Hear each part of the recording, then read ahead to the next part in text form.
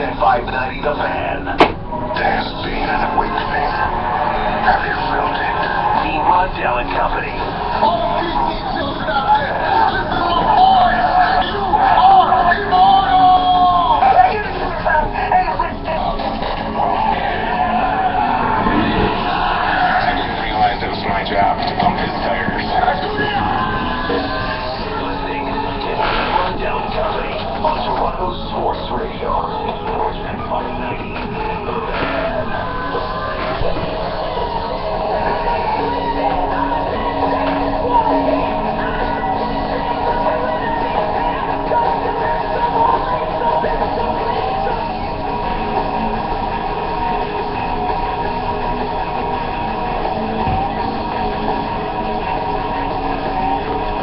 Good morning. It is Tuesday, the 11th day of August. It is 18 degrees. It is raining, and it will rain today. 25 degrees your high. Busy day today. Dog days. What? Do we ever say when it's not busy? Yeah, I don't think we're supposed to. We got a filler show for you today. Yeah. No, busy day. Jays are back at it again. Oakland in town. The return of Brett Laurie. Fapper and I were just talking about this. Please don't boo Brett Laurie when he comes to the plate or he takes the field. Because he brought us Josh Donaldson? Well, yeah.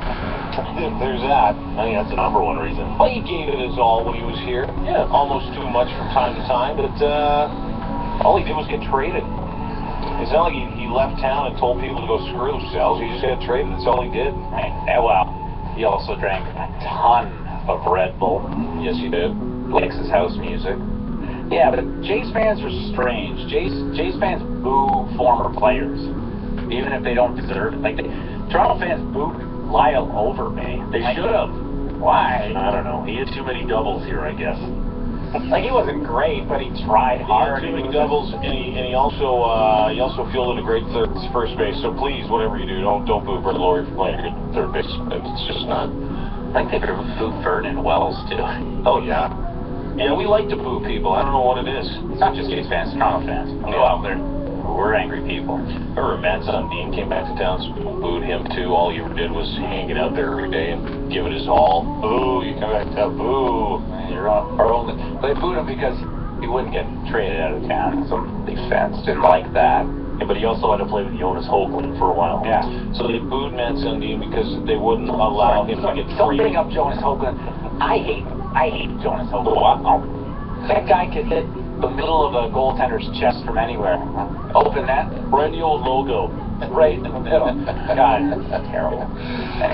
Yeah, no, that's okay. That's what we do, right? I mean, that's the passion of the fans. And the good part is that we got a little bit of a strut in our step. We're a little bit cocky now. And the thing is, and I was thinking about this yesterday as I was driving home, and I'm in my car, and I'm doing like 170 up the DVP in the HOV lane. Where I shouldn't have been. So I'm doing like 185, and I'm thinking to myself, well, geez, this is fast. And then the second thing I thought was, I'm going to get home real quick. And then the third thing I thought to myself, this is all we've ever wanted as Blue Jays fans. What we're getting now, right? Right. Where you're not just relevant, you're in a playoff spot, comfortably in the wild card. And then you look back at the lineup and you go, okay, there's really we're not going to let up. This isn't a magic trick. This isn't a joke.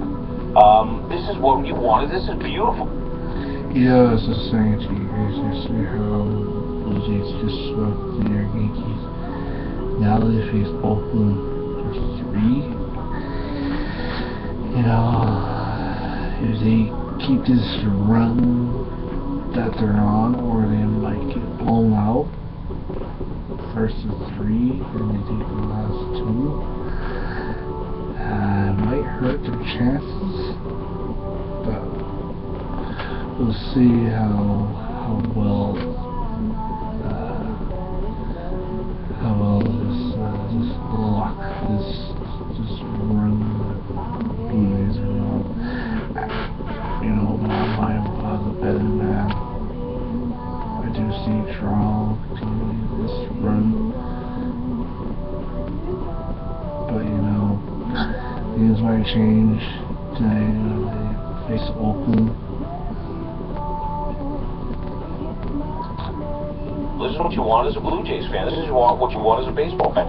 Is your team to not just be contending, but to look up and down the lineup and go, my God, there isn't a day off for anybody. And, we've said it before, and clearly we're not saying it because it's true. I'm sure we're going to lose a game at some point in time.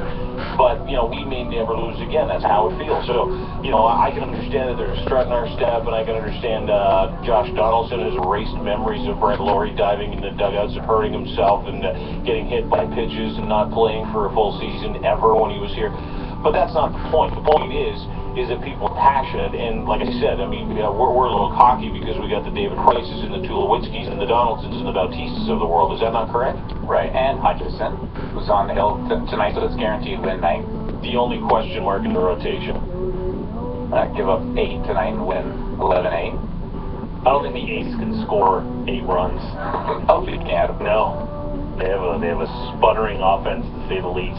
Yeah, they do. And then Danny Valencia comes back to town. Let's not overlook that as well. Waived and surprised when he was waived too, but what are you going to do? Keep him or Colabella? He can't hit righties. He can hit the hell out of lefties. He's a utility infielder, outfielder guy. So, there's a couple of stories there at the very least. And these are those games, and we've said this before too. These are the games where you're playing a sub 500 team. If you're a contender, if you're a playoff team, and you want to put some breathing room between you and the next guy, or you want to make up some ground, these are those games you have to win, and not just the game, the series itself. And don't forget Kendall Graveman on the mound for the A's. He was a part of the Brett Laurie and Josh Donaldson deal. If Kendall Graveman goes out there and throws a perfect game tonight for the A's, nobody will say, man, I wish we didn't trade Kendall Graveman for Josh Donaldson. No, it doesn't matter what Kendall Graveman can fart rainbows tonight after he spins a perfect one, and no one's still going to question the fact that Josh Donaldson is the king of Toronto baseball. So, yeah, I agree. But at the same time, this is, like I said before, this is every game counts now, right? Every game matters. This is what you want as a Blue Jays fan. That's right. And if he farts rainbows tonight, that'll be an interesting side story to tonight's festivities at the Rogers Center. I'm curious what the attendant Graveman with the 3-1 pitch show, and he's farted a rainbow. Valencia's mashing, by the way, too, since he's... What is that leprechaun doing on the field? Just farting rainbows. Weird. Yeah. And Alex Anthopoulos, speaking of that, he made news. He was on with the Bleshki yesterday, Baseball Central, saying, hey, they're still looking at upgrading, maybe a 4th outfielder and a tuck-in. Some interesting side notes, too, we'll get to today. The waiver wire, James Shields apparently cleared waivers, but I just found out from Faber he's like 20-plus next year and the year after that. So Alex saying, hey, some things are cost prohibitive. We would love a James Shields. I'm sure everybody would love James Shields here instead of Hutchison Shields. I'll take a Shield any day of the week. But cost prohibitive is you just can't carry that kind of money around, right? Right. It's only $2.5 million, something like that, for the rest of this season for James Shields. But he's got 3 more years on his deal, 20+ a season. So That's tough pill to swallow.